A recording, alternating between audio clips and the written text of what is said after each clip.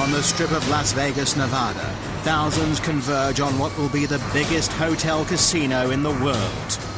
They're fighting impossible deadlines to build a megastructure that must be a full replica of Venice, Italy, complete with canals and gondolas. But can this multi-billion-dollar ultimate Vegas casino be built in the middle of the Nevada desert? It's a huge gamble to build the largest megastructure in Las Vegas.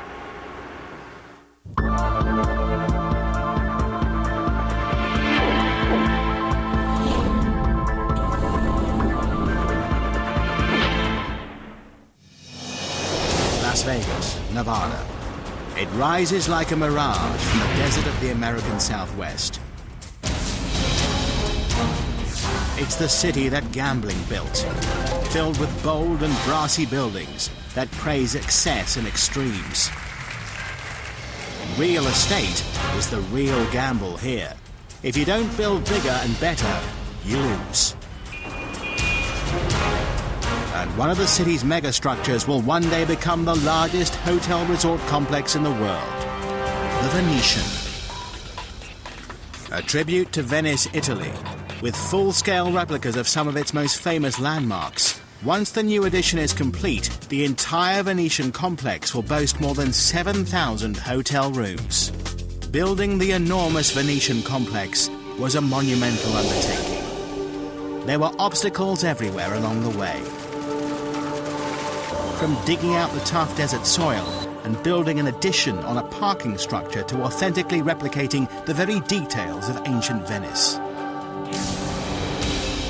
In a town where time is money and construction is on a serious fast track, crews were stretched to the limit, working 24/7. The real high-stakes game is a competition worth billions.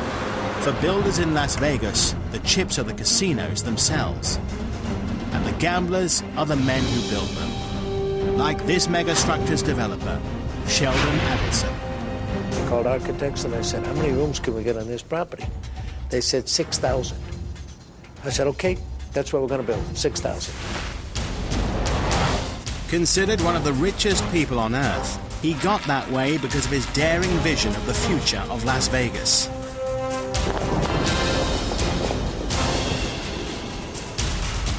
Including the development of this hotel. Adelson realized Las Vegas could no longer rely on people coming to Nevada just to gamble. That's because gaming was spreading across the country like wildfire. He understood that Las Vegas needed more than just casinos in order to survive as a travel destination. But in the race to reinvent Las Vegas, Adelson gets a late start. Another entrepreneur, named Steve Wynn, was already transforming the Las Vegas Strip, starting with Mirage in 1989. At the time, it was the most expensive hotel casino in history, with a construction cost of $630 million. Wynn then builds Treasure Island. And by 1998, he would build the Bellagio. With each resort, Wynn ups the ante for any would-be competitor. When Adelson decides to join the game in 1996, the stakes are enormous. To make his mark, he will have to spend well over $1 billion. But can it be done? Consultants just didn't believe at the end of the day we'd ever be able to pull it off. The gamble to build this new megastructure on the Strip begins in November of 1996. After spending $128 million to buy the Sands Hotel and Casino, he blows it up.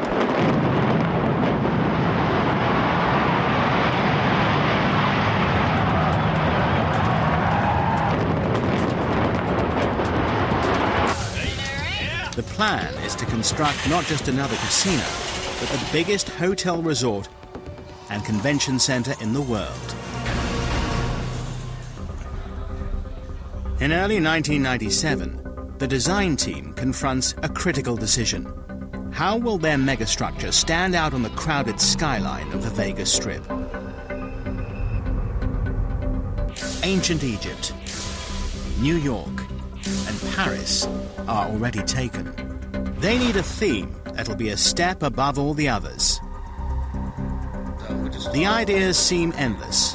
Architects and planners come up with a long list based on cities around the world. But it's becoming a serious challenge to settle on just one. It takes someone close to Adelson to settle it. My wife walked in and she looked at all the titles we were considering. And she said, "Why don't you use Venice?" The couple had spent time in Venice, Italy on their honeymoon, and Miriam had fallen in love with the city.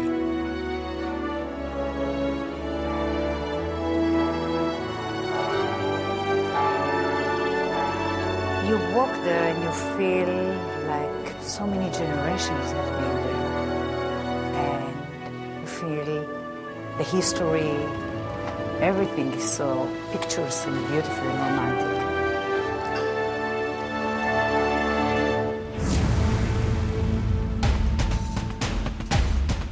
Adelson decides Venice is the one city he can reproduce to be a step above all others on the Strip. He will attempt to recreate this ancient city built on water in the middle of the Nevada desert. But it won't be easy. The big challenge was, how do you pick up a feeling that you get in one city and transport it to another city? The answer is to build a Vegas version of Venice, adding excitement and luxury to romance. And then build it in no time flat.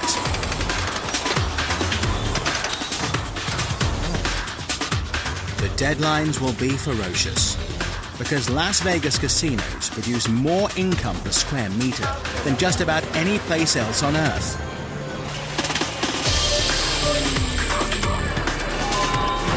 When the Mirage first opened in 1989, it was reported the resort would need to bring in $1 million a day to pay off a 7-year construction loan.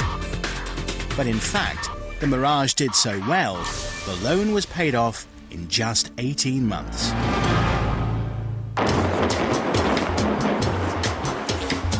With the Sands Hotel site sitting empty, every week that passes means the loss of millions of dollars in potential income. Adelson claims his mega resort will be nearly 930,000 square meters and include a casino, hotel, and a giant convention center. The entire structure will eventually be nearly twice the size of the Pentagon in Washington, D.C. The developer sets a deadline of just 2 years to build the first phase of it. This is half the time normally required for a job this size. A grueling schedule with an opening date of spring 1999. In early '97, the developer asks this design team, Treadway Industries and the Stubbins Associates, to help recreate Venice, Italy in Las Vegas. We'll have a few sculptures here, a few architectural elements here. We sent in our bid and they said, no, you don't get it. And they sent us back this book that it was about twice the size of your normal phone book. It was called The Palaces of Venice. And we began to look at these palaces and went, oh my God. I think that first bid was about 40 times too low compared to what we actually ended up spending to do this thing. It's a mega project that'll be huge, even for Las Vegas. What I was concerned about was the quality. I had to have quantity, but I was very much concerned about the quality and the authenticity of the reproductive elements. That's what was most important to me, not the money. With the construction clock already ticking, the architects must quickly decide how best to represent Venice. What will they include? What will they leave out?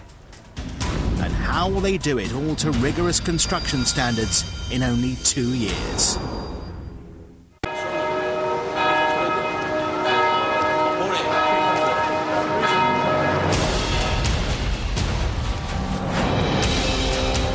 It's March 1997, and architects and designers from Las Vegas, Nevada in the United States are on a mission halfway around the world. The place, Venice, Italy. The job, to recreate the city of canals at the newest mega casino to be built in Vegas. It is the vision, some say the fantasy, of one man. Developer Sheldon Adelson. He is betting billions that the Venetian will be a hit. But the designers and architects who have to make his dream happen are overwhelmed from the moment they come ashore.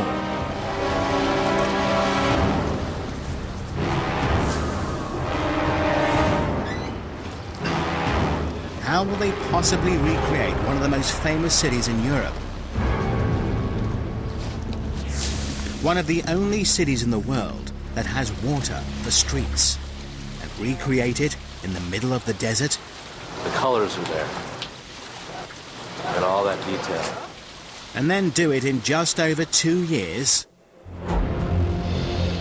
The reality of that really hit me when I stepped off the boat in Venice and went ashore and looked at Doge's palace and looked at like the Ca d'Oro from across the way, set up the 600 millimeter lens and actually zoomed in on what we were trying to replicate.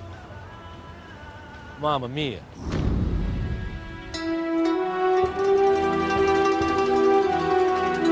We saw the ornateness, the absolute, almost decadent way that the Venetians put their world together, and they took 600 to 800 years to do this. Unfortunately, the designers don't have 800 years. They enlist the help of Italian historian Dorit Raines, and with her guidance, in just 1 week in Venice, they take more than 3,000 pictures. And then decide which landmarks and statues to reproduce. The Ca d'Oro Palace. The 14th to 16th century Doge's Palace. The 16th century Rialto Bridge. The Bridge of Sighs. The Library of St. Mark's. The Customs House. And the Campanile di San Marco Bell Tower. The gondolas and gondoliers. More than 150 Renaissance paintings. They will also attempt to recreate the Piazza San Marco, also known as St. Mark's Square. Outside the hotel casino, almost all the facades of these famous landmarks will be recreated to exact scale and be duplicated down to the very last detail. The Campanile Tower will be reproduced 90% to scale and be positioned at the foot of the Rialto Bridge. Plus, the plans include an outdoor and an indoor version of Venice's Grand Canal.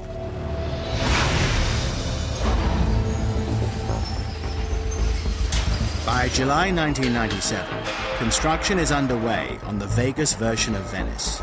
They need to build more than 600,000 square meters of space in less than 24 months. This megastructure starts with a basement. On the floor above the basement is the casino. On top of the casino will be an indoor shopping mall with 80 stores and restaurants. It'll feature a 21-meter-high ceiling over the indoor version of St. Mark's Square. It'll be painted to look like a sky. To complicate construction, the indoor shopping mall will feature a 3-kilometer-long replica of Venice's Grand Canal, complete with gondolas.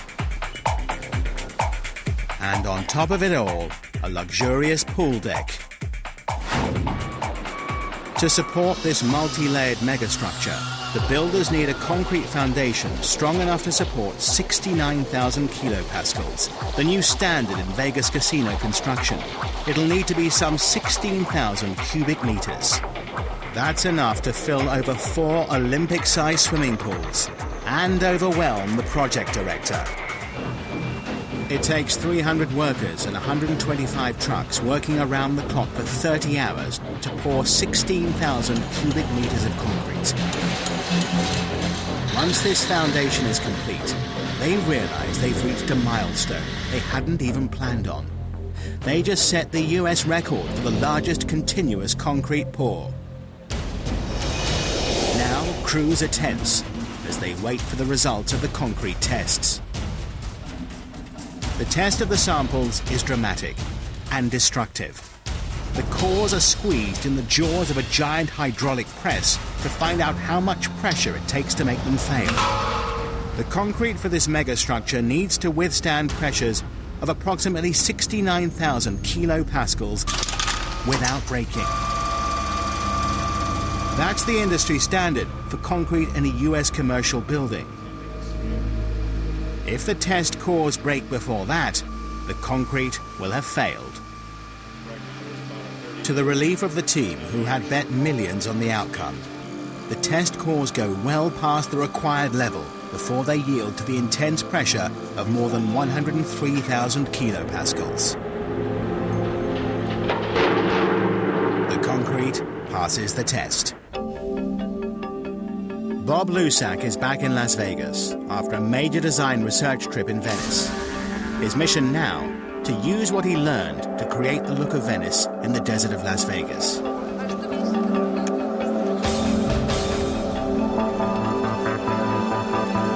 To do that, Lusak and his team will have to design, carve, mold and paint 80,000 three-dimensional columns. Cornices. Ornaments. And statues.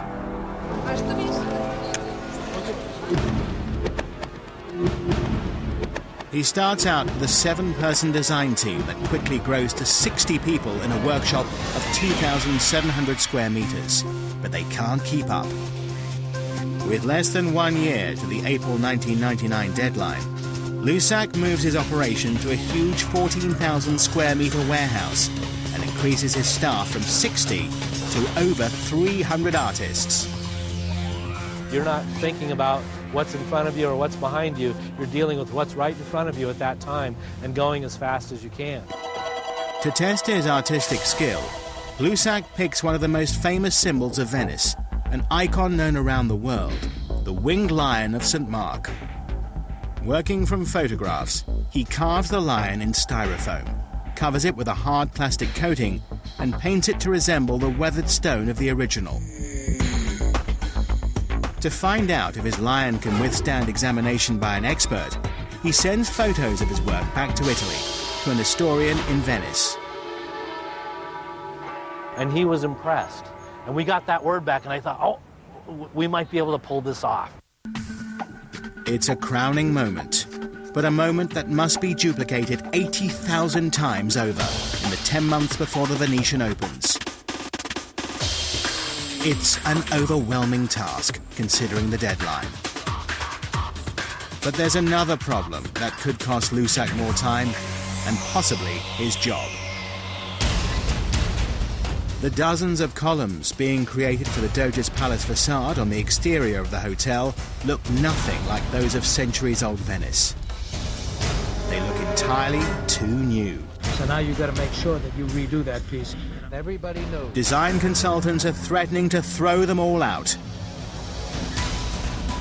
and make Lusak completely start again.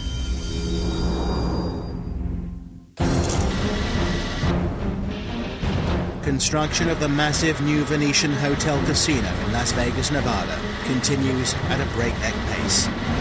It's summer 1998, with only 10 months to opening day.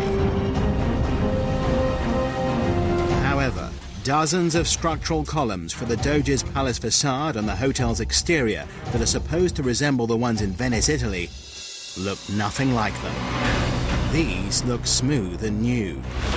The Italian columns on the real Doge's Palace in Venice are made of Istrian stone that has a naturally pitted surface.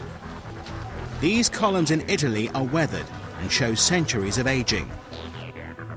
But with more than 300 artists involved in the Vegas project, that detail was overlooked, and the columns are coming out clean, white, and shiny.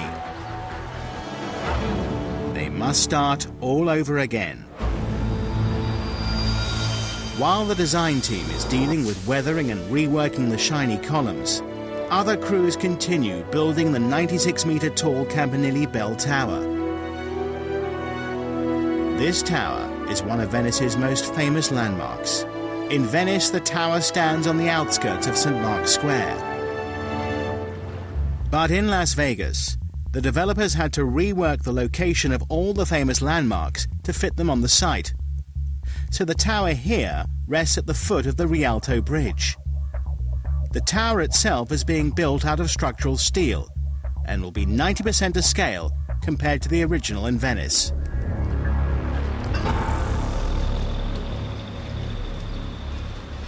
Construction on the exterior is moving forward, but inside the hotel, workers are struggling with an even larger problem, one that comes directly from this megastructure's design. The complex layers of its lower floors could spell trouble. The entire hotel casino will be built on a basement, then the casino floor, and above that, an indoor shopping mall that'll be open to the public. Each shop will occupy only one floor, but will boast storefronts with elaborate Venetian facades reaching up 2 stories. Like a Hollywood set, the mall will have an outdoor look and feel, but will still be indoors. The design also calls for an indoor replica of Venice's Grand Canal to stream through the middle of the indoor shopping mall. It'll be 1/3 of a kilometre long, 1 metre deep concrete bathtub with 5 bridges that runs directly above the casino. If the supports are not strong enough, it could collapse on the casino below and ruin the entire project. To fill the canal requires over 1,060,000 litres of water, a weight of more than 900,000 kilograms. The architects anticipate the weight load, and to carry it, they route the canal directly over supporting columns in the casino below. But when the canal is filled for the first time, from the 14 lion head fountains, it leaks 11,000 litres of water a day onto the casino below. Crews must drain the canal. They examine it centimetre by centimetre. They must figure out a way to permanently stop the leaking, or scrap the entire idea of an indoor version of the canal. Soon they devise a way to prevent it. They decide to develop a double containment system. If the leak gets past the first set of drains, the second set of drains will catch it. One problem solved, but another arises. Above the indoor shopping mall and canal will be the outdoor swimming pool deck. Another massive, heavy pool sitting on top of it all. And you can't let the water leak down into the mall. The tenants wouldn't appreciate that. So you do the same thing. You build a structural slab with containment and with drains. Crews construct an additional double containment system to catch the water and prevent damage to the indoor mall. In August 1998, the Venetian's hotel tower is topped off. From the outside, it is starting to look almost complete. But on the inside, it's an entirely different story. Construction on the 40,800 square metre indoor mall is falling behind schedule. It's now January 1999. Just when Bob Lusac and his team are starting to think they'll make their deadlines, the indoor shopping mall architects hand them a brand new order just 4 months before opening day.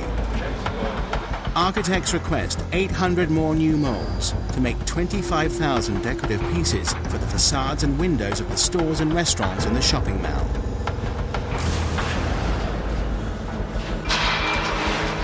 Each new mold requires 6 to 8 weeks for design and fabrication.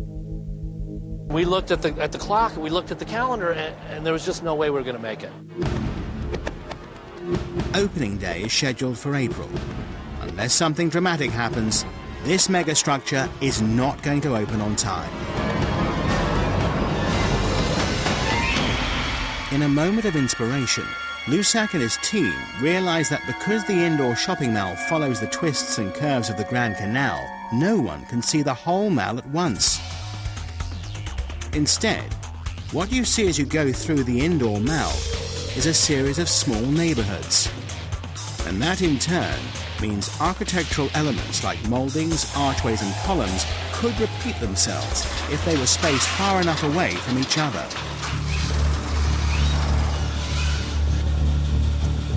If the architects can be persuaded to agree on standard sizes for the windows, doors and columns in the mall, designers can reduce 800 new molds to just 400, and 400 new molds just might be possible. Architects finally agreed to the plan, since it'll take only half the time to complete.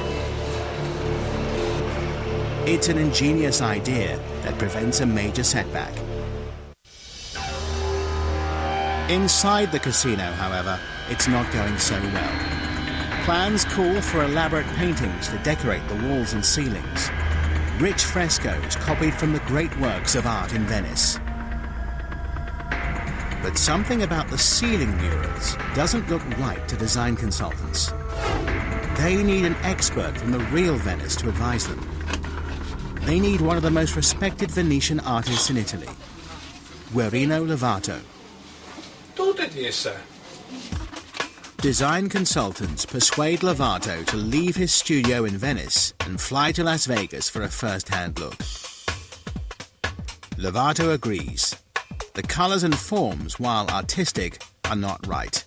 They are not Venetian. The richness of the shading and shadows must be more detailed to copy those of ancient Venice. Under Lovato's direction, artists rework the colours, shading and forms. Finally, both Lovato and design consultants approve. It is now barely a week before the scheduled April 21st opening. The colours and perspectives are now working on the paintings inside the hotel casino. But on the outside, there are still more problems. Workers spray paint the outdoor version of the Grand Canal with a colour they believe will give the water the green shade of the canals of Venice, Italy. But when the outdoor canal is filled, the colour is too light. Even though it'll take a full day to drain the canals, another day to let them dry, a third day to repaint them, and still another day to fill them again, historic consultants order the outdoor canals to be drained. All 3,100,000 litres. On the second try, the painters get the colour right. Another element of Venice that must be replicated authentically is the construction of the 17 gondolas to ferry guests around at the hotel casino. Before they're constructed, Bob Lusac travels back to Italy, to a gondola workshop on the island of Giudecca, across from Venice.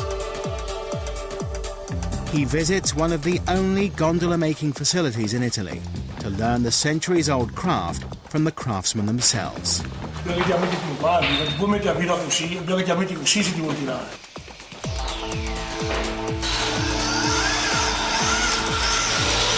Lusac discovers that the task of recreating gondolas will not be simple. Each gondola requires a complex level of detail at every stage of its design. And he discovers each gondola will require more time than he had planned. Back in Vegas, Lusac's new knowledge of gondola construction bodes well for the team. The number one criteria for the developer is to keep the boats as authentic as possible. But due to the size of the canal, the Venetian, concessions are made. While a typical gondola in Venice is 11 meters long, these gondolas will be approximately 2/3 scale and come in at 8 meters in length. Days before the gondolas are to be put into service, Lusac is confronted with yet another problem.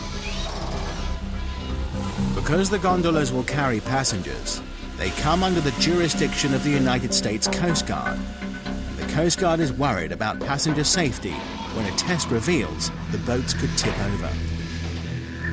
What they basically do is they take a certain amount of weight and they put it on the gunnel of the boat, the edge of the boat, and if it tips past a certain degree, it's not acceptable.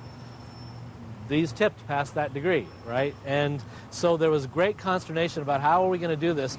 The designers must rethink the gondola's design. and fast.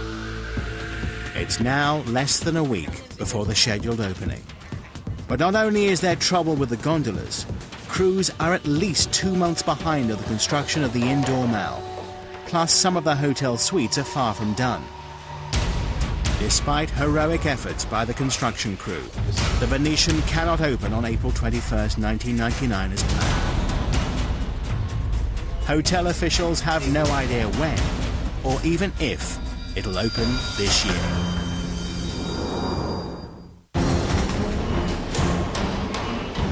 It's mid-April 1999, and the opening day of the Venetian, the newest mega resort on the Las Vegas Strip, is delayed. The indoor shopping mall is months away from opening.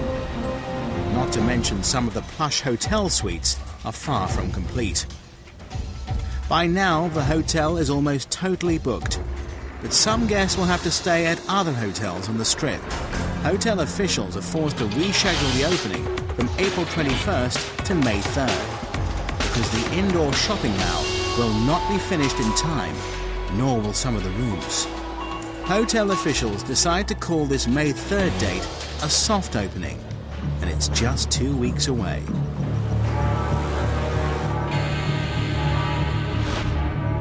Inside the hotel casino, it's a virtual pressure cooker. Workers are scrambling to finish the mall and the rooms.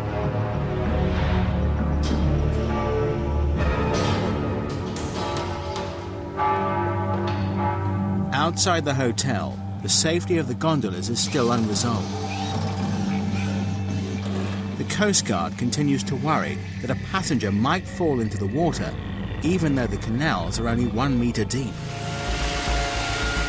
At the last minute, Lusak's team suggests a novel solution. What if the passengers were restrained so they could not possibly lean far enough to the side to tip the gondola? The designers decide it should be a gondola with seatbelts. The Coast Guard approves the boats with these modifications. While the mall and some of the suites may not be finished, this hotel casino will have gondolas for its opening. That was the final compromise in the last gasping moments before opening that they got the Coast Guard to sign off on. It's now May 3rd, 1999, opening day.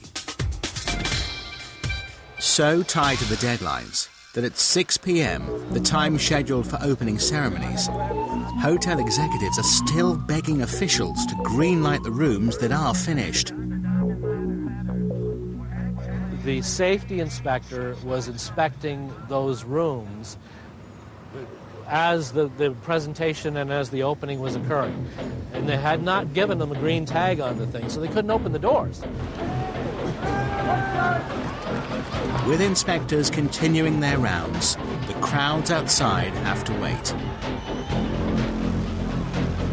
For 7 hours, anticipation grows. Is everything in order? As far as I can tell.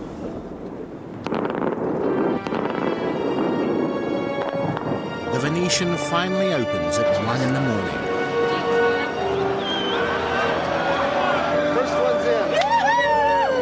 Thousands rush in to get their first glimpse inside the megastructure.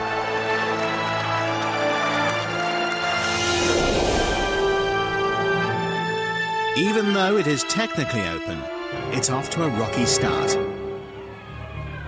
The casino is complete and most of the guest rooms are finished, but some huge sections of the world-class resort are not. It'll be weeks before the pool deck will be finished, and almost 2 months before the mall construction is complete and ready for shoppers. But this Megastructures planners are already looking ahead.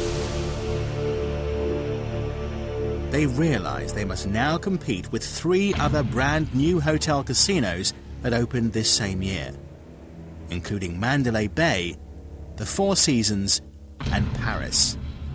There's even word that developer Steve Wynn plans to buy the old Desert Inn and create the city's most luxurious hotel resort ever.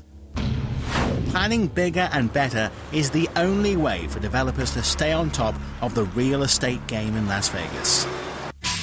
After the Venetian's opening, the wheels are turning on the Megastructures' next edition. A 12-story, 1,000-room luxury tower offering even more exclusive suites. More grand than those in the original hotel.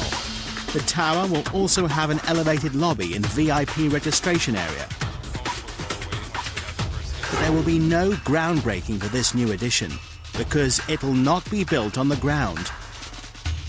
Instead, it'll be built above an existing 10-story garage in what is known as airspace, the space above an existing structure. With the sky-high cost of Las Vegas real estate, many developers opt to build up on existing land rather than out. But how exactly do you build a massive 12-story structure on top of another structure? The load-bearing columns of the new luxury tower would normally transfer its weight to a foundation in the ground.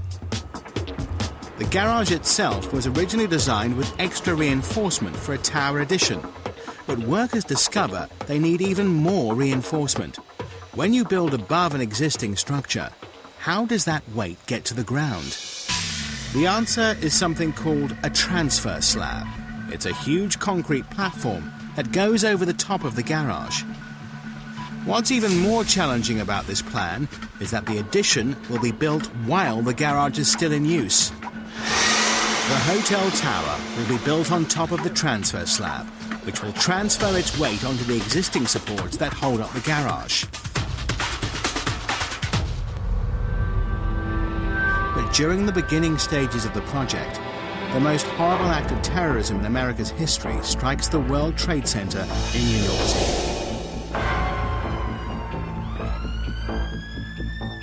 September the 11th, 2001. The country is paralyzed. Construction on the Venetian's new addition comes to a screeching halt.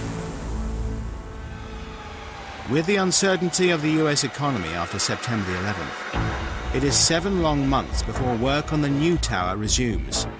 And when it does, progress is slow. Crews cannot work around the clock because just a few meters away from the construction site are nearly 6,000 guests staying at the hotel. But that's not the only problem. There's no place for the mountain of materials needed for construction. There's no place around it to put anything. You had to build everything in place. It's very similar to building a skyscraper in New York City because there's virtually no room. With the adjacent hotel open to guests, materials must be stored in another remote area and transported to the tower site. And this step just adds more time to each construction day. But soon crews hit their stride and make serious progress on the new addition.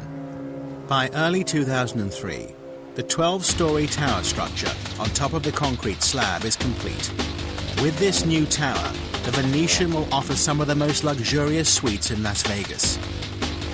So you come up and you come into this colonnade area, what's going to be the registration lobby. By June 2003, another opening day for this Megastructure's new ultra-exclusive edition, now known as the Venezia Tower, is bearing down on the construction crew. Every single opening is a grand national panic for the construction guys because they open and you're never really 100% complete. This opening is no different. The day before, crews are still applying the final touches to the new ornate lobby. Those touches include 3 giant paintings, 3 meters wide and 2 meters tall, that are scheduled to go behind the registration desk. But when it's time to bring them into the lobby, workers make a painful discovery. The commissioned artwork that took 3 months each to hand paint won't fit in the hotel elevators. Will workers find a way to get these massive paintings inside the new tower in time for the opening?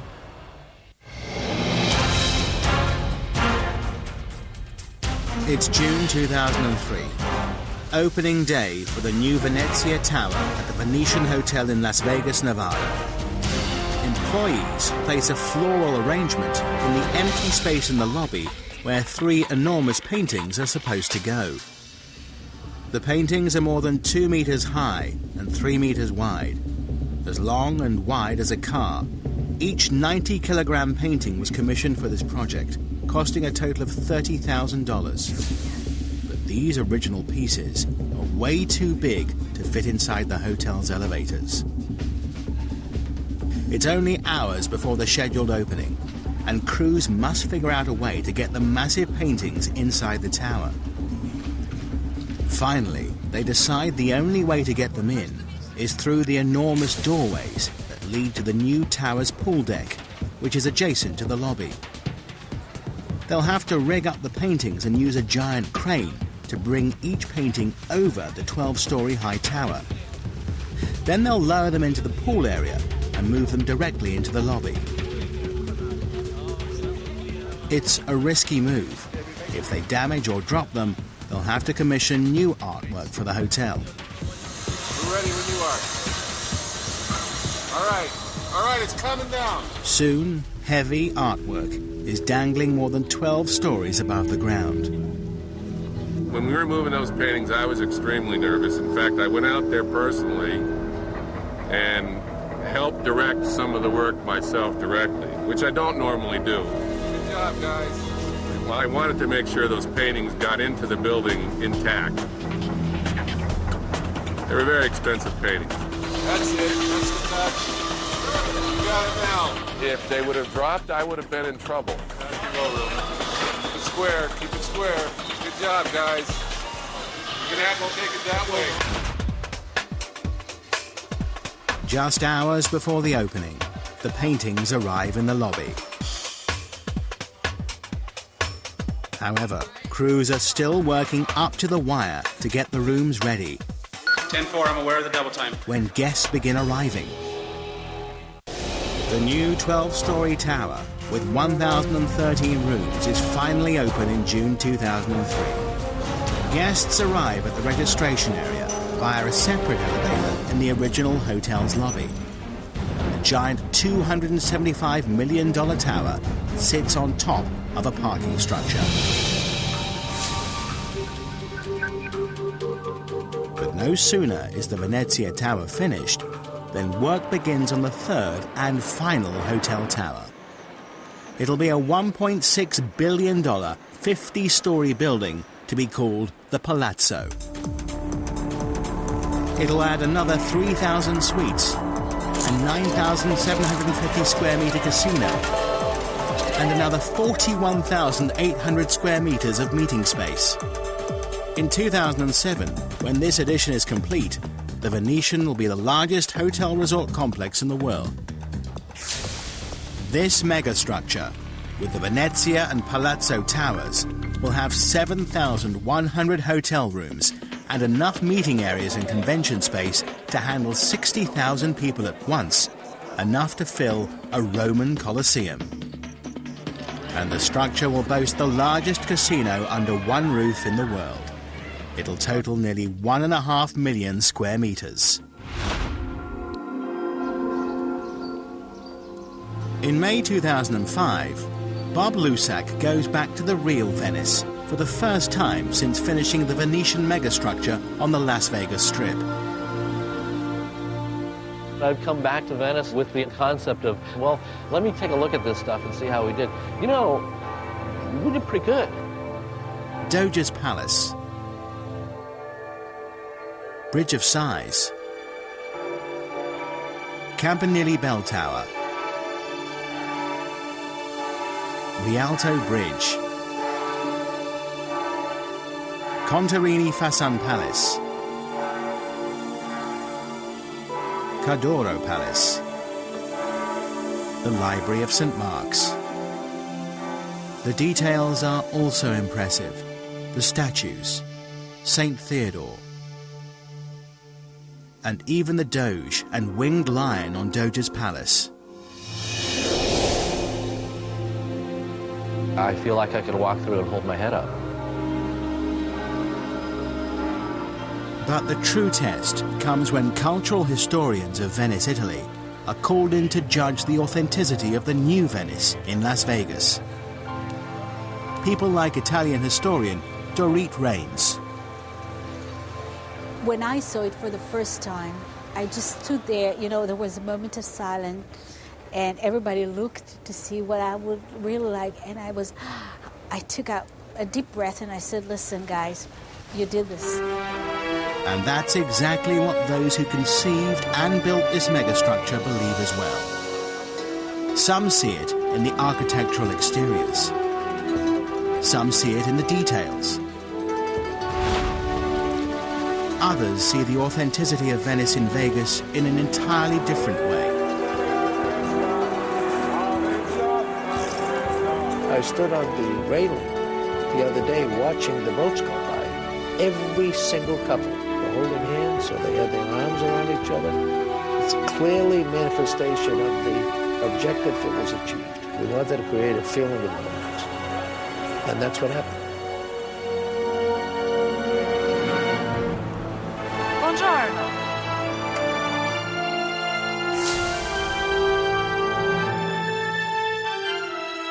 And to those who said it couldn't be done, the Venetian is now a reality. From carving out tough desert soil to massive orders of statues, from gondolas that finally passed inspection to building a hotel structure on top of a parking garage, it's a megastructure that has no equal on the Vegas Strip or anywhere else in the world.